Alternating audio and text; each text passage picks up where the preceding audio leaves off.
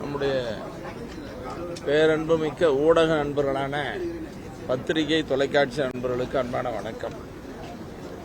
இன்று தமிழக அரசின் சார்பில் நடப்பு ஆண்டுக்கான நிதிநிலை அறிக்கையை நம்முடைய நிதித்துறை அமைச்சர் மரியாதைக்குரிய திரு தங்கம் தென்னரசு அவர்கள் தாக்கல் செய்திருக்கிறார்கள். இந்த அறிக்கை 252 பத்திகளை கொண்டதாக 2 மணி நேரம் 40 நிமிடம் வாசித்தளித்திருக்கிறார்.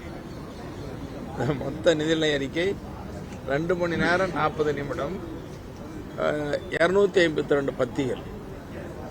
இதில் நிறைய அரசு கடந்த காலங்களில் செய்த திட்டங்கள் சொல்லப்பட்டிருக்கிறது. புதிதாக சில திட்டங்களையும் சொல்லப்பட்டிருக்கிறது.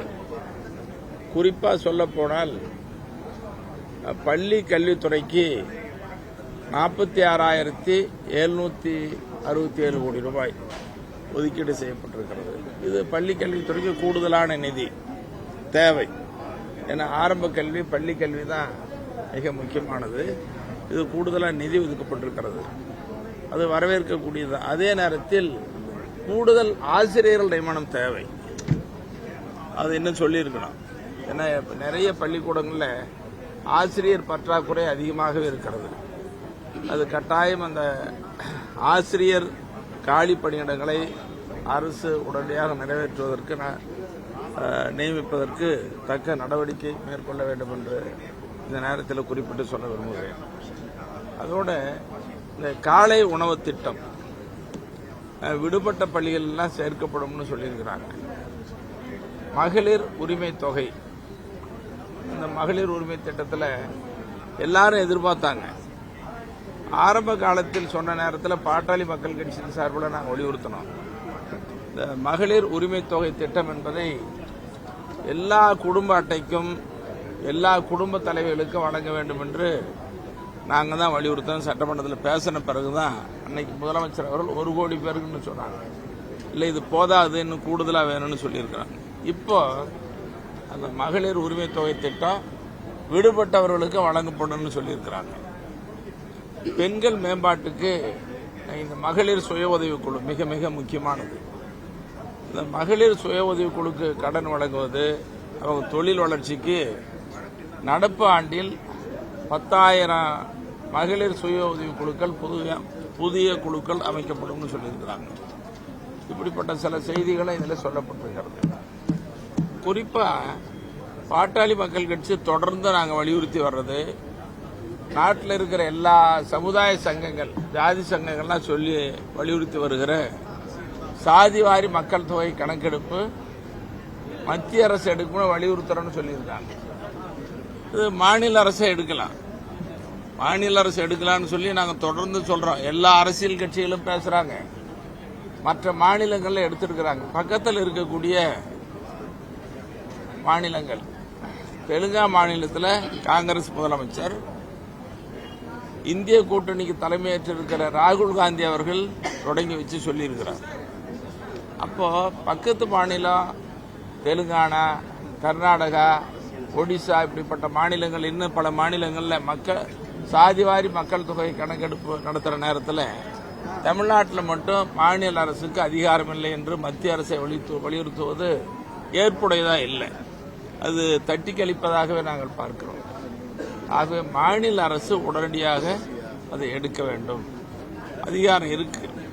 இதை தலை என்றதுக்காக இல்லை, நாங்கள் பாமக தொடர்ந்து வலியுறுத்திட்டு இருக்கிறோம். இது சாதியில் இருக்கிற மக்களை கணக்கெடுப்பதற்கு தலை எண்ணுவதற்காக அல்ல. ஒவ்வொரு சமுதாயத்திலும் வன்னியர்களை மட்டும் சொல்லலை, எல்லா சமுதாயத்திலும் இருக்கிற ஒவ்வொரு குடும்பங்களையும் கணக்கெடுத்து, மொத்த மக்கள் தொகை கணக்கெடுத்து, ஒவ்வொரு சாதியிலும் நலிந்த பிரிவினருக்காக அவனை மேம்படுத்துவதற்காக தான் இதை சொல்றோம். 69 விழுக்காடு நாளைக்கு உச்சநீதிமன்றத்தில் வந்தால் தக்க வைப்பதற்கு இதை நாங்கள் சொல்றோம், வலியுறுத்துறோம். அதோட நீண்ட நாள அரசு ஊழியர்கள், ஆசிரியர்கள் எதிர்பார்க்கிறது இது சொல்லியிருக்கிறாங்க.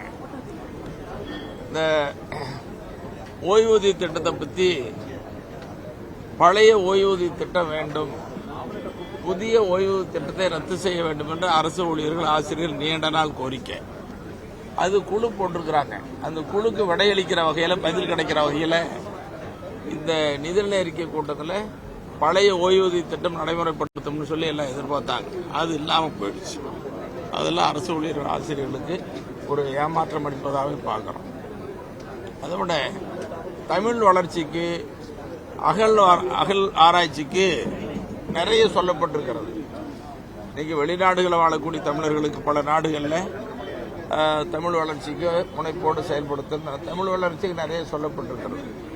ஆனால் தமிழ்நாட்டினுடைய தெருக்களில் தமிழ் இல்லை, தமிழ்நாட்டின் தெருக்களில் தமிழ்தான் இல்லைன்னு சொல்லி பாடுறாங்க.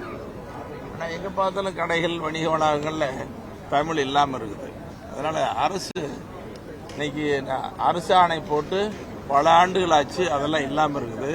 இப்படி தமிழ் வளர்ச்சிக்கு முனைப்பு காட்டக்கூடிய அரசு இங்கே தமிழ்நாட்டில் இருக்கிற எல்லா வணிக நிறுவனங்கள், தொழில் நிறுவனங்கள்லாம், பெயர் பலகையெல்லாம் தமிழில் கொண்டு வருவதற்கு உரிய நடவடிக்கை எடுக்க வேண்டும் என்று சொல்லி இந்த நேரத்தில் வலியுறுத்தி சொல்கிறேன். இப்படி 2 மணி நேரம் 40 நிமிடம் நிதியமைச்சர் வாசித்தளித்த நிதிநிலை அறிக்கை 252 பத்திகளை கொண்டதில் பல்வேறு கோணங்களில் இருக்கிறது.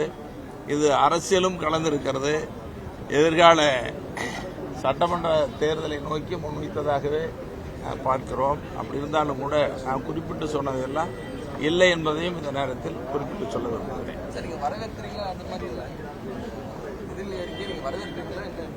இப்போ சொன்ன இருக்கிறதெல்லாம் சுட்டி காட்டி என்னென்ன இருக்குது என்னென்ன இல்லைன்னு சொல்லிட்டோமே.